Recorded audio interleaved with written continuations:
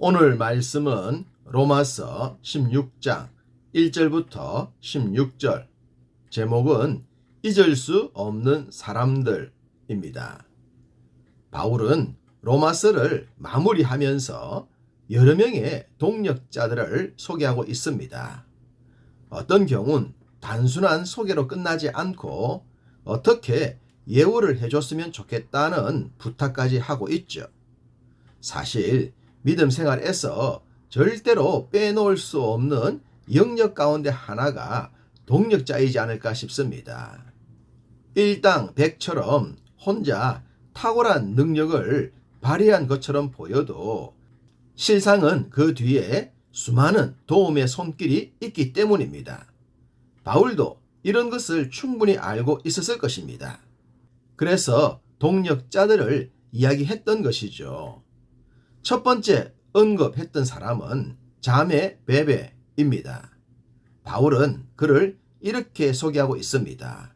그가 여러 사람과 나의 보호자가 되었다라고 말입니다. 우리는 성경이 기록되던 그 당시 여성들의 위치가 어떠했다는 것을 대략 알고 있습니다. 대부분 남성들의 보호를 받았어야 했던 위치였는데 오히려 베베는 돕는 자가 되었습니다. 요즘 여성들처럼 자아관이 확실했던 것 같고 적극적이며 진취적인 삶을 살았던 여인으로 보입니다. 바울도 도움을 받았지만 다른 여러 동역자들도 도움을 받았다고 합니다. 그렇기 때문에 합당한 예절로 그를 영접하고 무엇이든지 그에게 소용되는 바를 도와주라고 합니다. 우리는 경험을 하고 있지만 주의 나라와 교회를 위해 자신의 쓸 것조차도 바치는 자들이 있죠. 그로 인해 그런 분들이 후에 어려움을 당하는 경우도 제법 있습니다. 그런 분들을 외면하지 말라고 바울은 주문합니다. 그렇습니다. 어떤 보상을 받기 위해서 희생한 것은 아니지만 그런 분들이 예우를 받지 못한다면 좀 씁쓸하지 않겠습니까? 예나 지금이나 수고하신 분들에 대한 고마움은 잊지 않아야 합니다. 두 번째 등장하는 인물은 브리스가와 아굴라입니다. 이 부부에 대해선 더 이상의 설명이 필요 없을 정도입니다. 바울의 사역을 이야기할 때마다, 바울의 동역자를 이야기할 때마다, 부부로서 섬겼던 일을 이야기할 때마다 언급하지 않을 수가 없었던 분들이기 때문입니다. 바울이 이 부부에 대해 기록한 내용은 모든 시대를 살아가는 그리스도인들에게 강력한 도전장을 던져줍니다.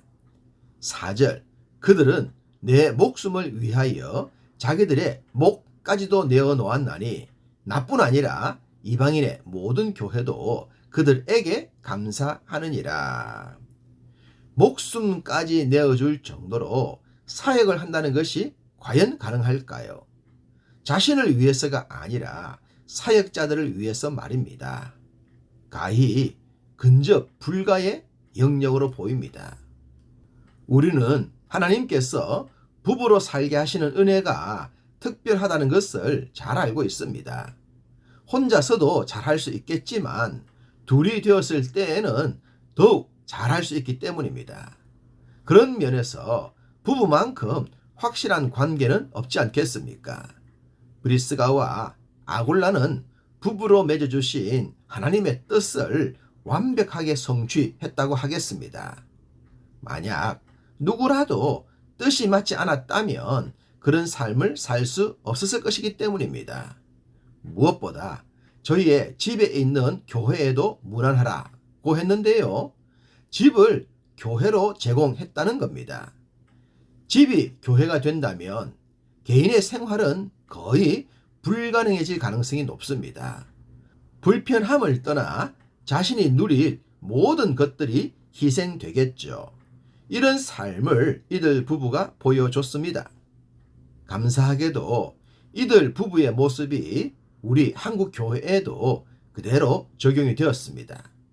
한국 교회가 지금의 교회로 성장할 수 있었던 원동력 가운데 하나도 수많은 가정들이 교회로 제공되었기 때문입니다. 바울은 이런 희생을 기억하고 감사하고 있지만 정말로 큰 감사와 축복은 하나님께서 주시지 않겠습니까? 그리고 그런 가정의 자녀들은 반드시 잘 되고 잘 되어야 할 것입니다. 특별히 이들 부부를 이방인의 모든 교회도 감사한다고 했는데요. 몇몇 사람이 아니라 대부분의 사람에게 인정을 받았다면 그들의 섬김과 희생은 완벽했다고 하겠습니다. 정말로 귀한 부부입니다. 다음으로 언급된 사람은 에베네도입니다. 이 사람은 아시아에서 그리스도께 처음 맺은 열매라고 했습니다. 첫 열매만큼 특별한 것이 어디 있겠습니까? 정말로 귀하고 소중하겠죠. 어떤 것이라도 첫 열매가 있어야 그 다음이 가능하기 때문입니다. 그런 면에서 에베네도는 바울에게 아주 특별했을 것입니다.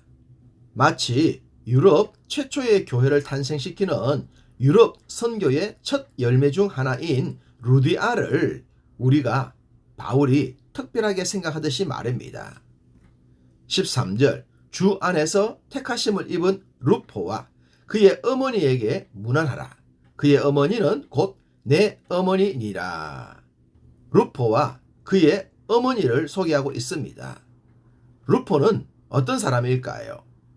마가복음 15장 21절 마침 알렉산더와 루포의 아버지인 구레네 사람 시몬이 시골로부터 와서 지나가는데 그들이 그를 억지로 같이 가게 하여 예수의 십자가를 지우고, 루포는 예수님의 십자가를 억지로 지고 갔던 구레네 사람 시몬의 아들이었습니다. 루포가 자기 아버지 시몬이 예수님의 십자가를 지고 갈 때 그 자리에 있었는지는 알 수가 없지만 그 이야기를 듣지 않았겠습니까? 그리고 아버지와 어머니가 주님을 충성스럽게 섬겼던 것을 목격했을 것입니다. 또한 자신도 자연스럽게 그 반열에 서서 주님을 힘써 섬겼겠죠. 그 흔적이 바로 바울이 기록한 로마서를 통해 증명되고 있는 것입니다.